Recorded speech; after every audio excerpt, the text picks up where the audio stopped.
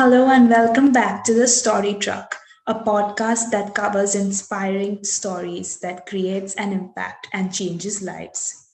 On today's episode, I am speaking to Nisha Lobo, Aloma and David Lobo, parents to five children already, adopted Nisha, who was suffering from a rare genetic skin problem called ichthyosis as an infant.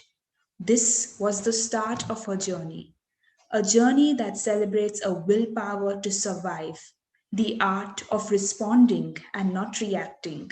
I learned a lot from this conversation, and Nisha's beliefs has made one thing very clear. Self love and accepting yourself the way you are is essential for us to grow. Join me as we speak to her. Hi Nisha, how are you doing? Welcome to the Story Track. I want to know what were your earliest memories of your childhood? My earliest memories are of school actually. Of this one kid who he was having a birthday and he invited everyone one by one, but he didn't invite me. So I suppose maybe that's my first memory, like of anything. So, how old were you at that time? I don't know, before school. So, About that. how would you compare your initial days at school or junior KG as compared to now at college? I would say as I said earlier, going back to that kid, he didn't want to be my friend or talk to me because he was probably scared or whatever it was. But say now in college, I, I two things. Thirdly, people are more older and they know or they're better at communicating whatever the issue is. At the same time, I talk to people. I'm friends at college. I have friends. I speak to people. I social. Right. Yeah, So, do you think that with age, people or kids for that matter mature and they do become more accepting? I don't know. It depends on the person. I mean, kids can be very accepting too. It's not just. It's not age. It's probably mentally. How accepting are you ready to be? Right, right. Who has had the greatest impact on your life until now? Um, I wouldn't say that anyone. Maybe my family has the greatest impact, but also I would say there isn't any one person. Like lots of situations. For me personally, lots of situations have given me like a thought or two that has just stuck with me for a long time. But generally speaking, I go to. It's like not like any specific thing. It's like my everyday Okay, life. There are things to like take away from it. right. Sometimes it'll come to me suddenly, I can and understand. if inspiring, there are definitely my mom and dad what are influencing. But at the same time, for me, I get thoughts in general. Sometimes life, sometimes and Right, anywhere. Like they just stick with me. They're like, oh wait, that makes sense. That is something I want to keep right. in mind. So I read about an incident that took place on your flight back from San Francisco. And I'm sure you must have spoken about it a lot. But I would like my viewers also to hear about it. So if you could please say. Yeah. So I'm gonna tie it back into your other question. You're asking me if people are more accepting with age, and this is why I say it's not age that makes you accepting. As we were going on a flight to San Francisco, as you said, and this guy who was sitting next to me was like, "I don't want to sit with her, move her." And then the everyone around me was all very sympathetic or concerned or what, pitying or whatever, I don't know. But anyway, and then our air hostess came and offered me, we'll upgrade. I mean, after they had told, my mom had yelled at the guy and everything that had taken place, like of the people around me had told, my mom had told him no, no, and whatever. After all of that, an air hostess came up to me and offered, would you like us to upgrade you? And my answer to that was, no, I don't want to be compensated for somebody else's bad behavior issues or whatever. So, yeah, there are people who are like that also. So it's not age specific. We have understood that very well after this incident. So Yeah, after this took place, what was your perception of the world? Or the nothing. nothing at all. So did it have a Okay, negative so impact on you? no, as I was saying, the world is just the world. It's not for me. Okay, another thing is for me is that happiness is not a feeling; it's a thought. It's a decision. You have to decide if you want to be happy, or because there's lots of things that happen in your life. You can decide, oh my god, this is so sad. I want to just be stuck in that one thing and be sad for the rest of my life, or I can be happy even if it's something negative that's happening to me. So for me, the world is not happy, or it's not. I mean, it's happy, but it's not a bad or horrible place.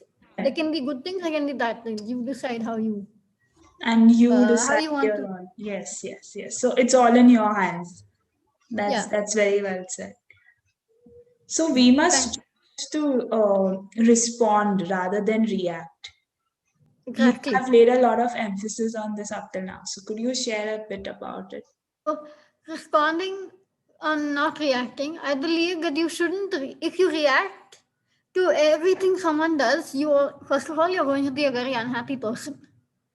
And secondly, people are just scared or they're ignorant or they're curious. You should make an effort to answer them. Who knows? Maybe they'll be more understanding in the future or just more understanding in the future. I can give you a story to that effect, actually. I Sure, sure. told the story before.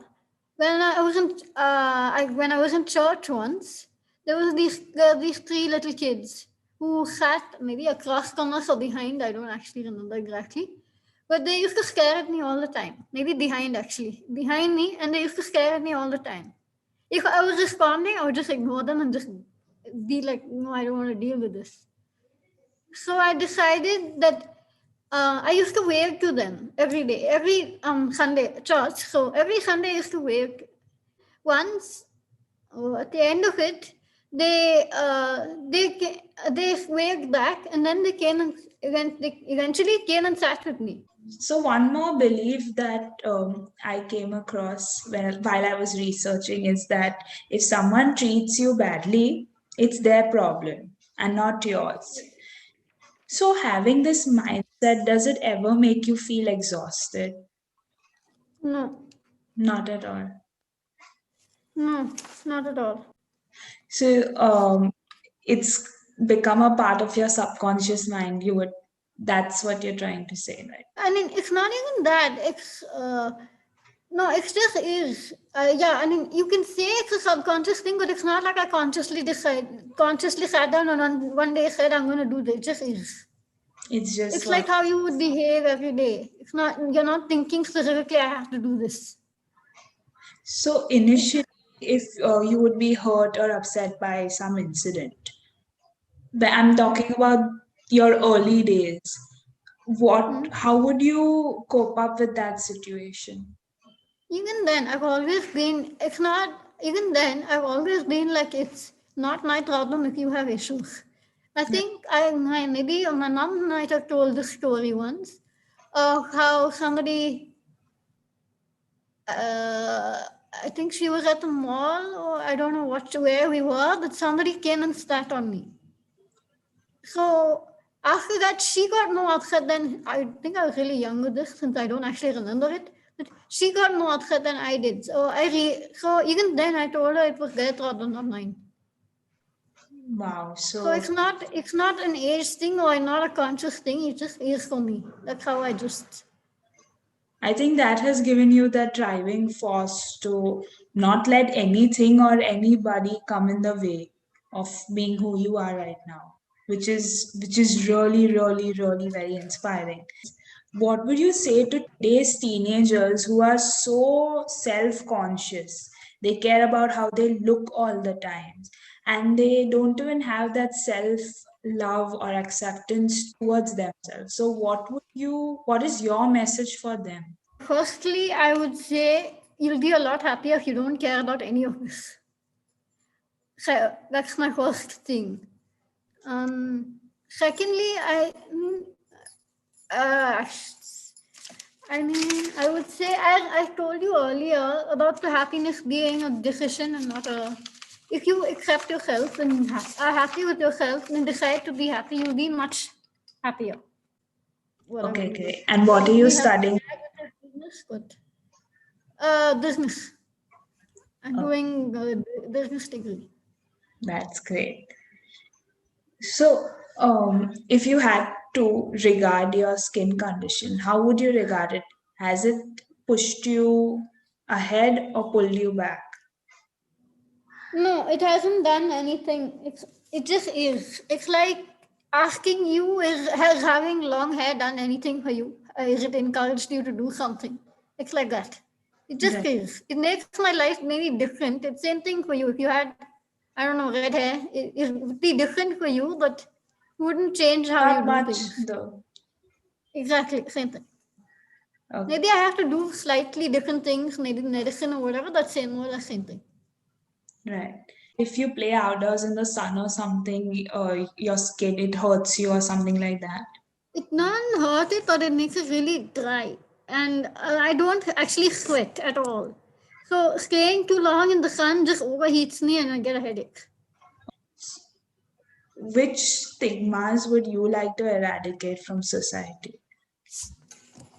I would like to eradicate genetic ostracism, I would say, or discrimination, whatever you're calling it. Girl child stigma, ostracization, bias, whatever we're calling it.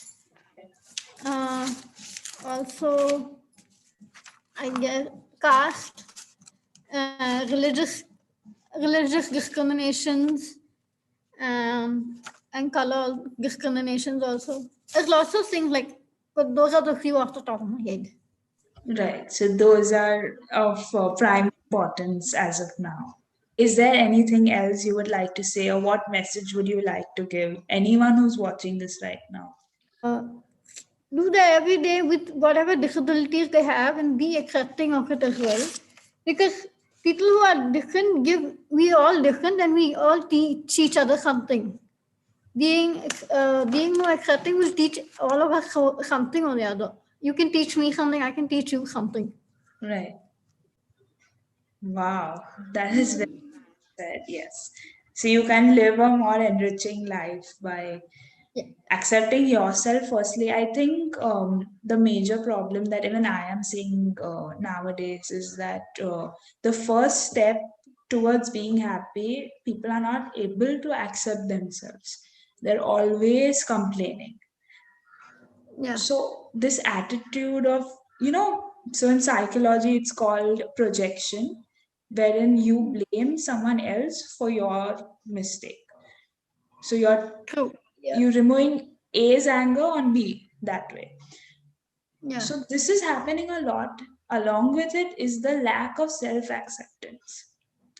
People are Yeah. complaining about how they look, or I'm fat, I'm getting acne, my hair are not good.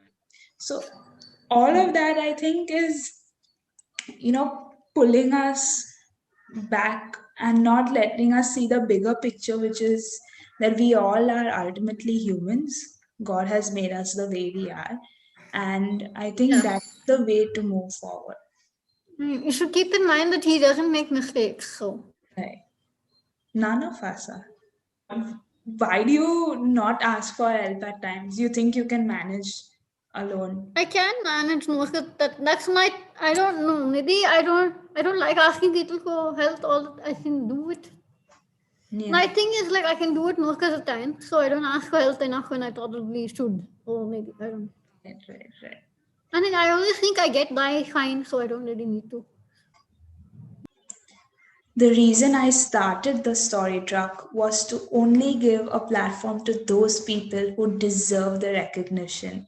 And Nisha's story humbled me and at the same time made me realize that we have so much to be grateful for.